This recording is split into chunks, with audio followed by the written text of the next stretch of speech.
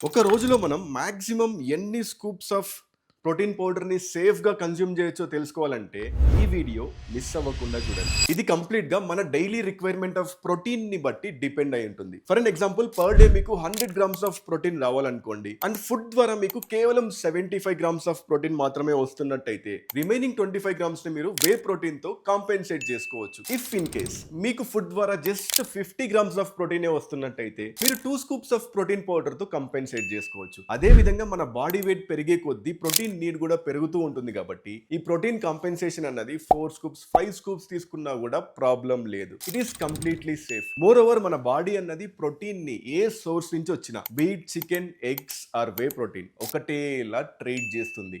But నా suggestion ఏంటంటే మీరు 70% ఆఫ్ ద ప్రోటీన్ నీడ్ ని ఫుడ్ ద్వారా వచ్చేలా చూసుకోండి. బికాస్ ఫుడ్ నుంచి వచ్చే ప్రోటీన్ లో మనకు సెడేటివ్ నేచర్ అన్నది ఎక్కువ ఉంటుంది అండ్ ప్రోటీన్ తో పాటు మనకు రకరకాల వైటమిన్స్ అండ్ మినరల్స్ మన హెల్త్ కి సపోర్ట్ చేసే వంటివి కూడా చాలా దొరుకుతాయి అన్నమాట. Hope this helps.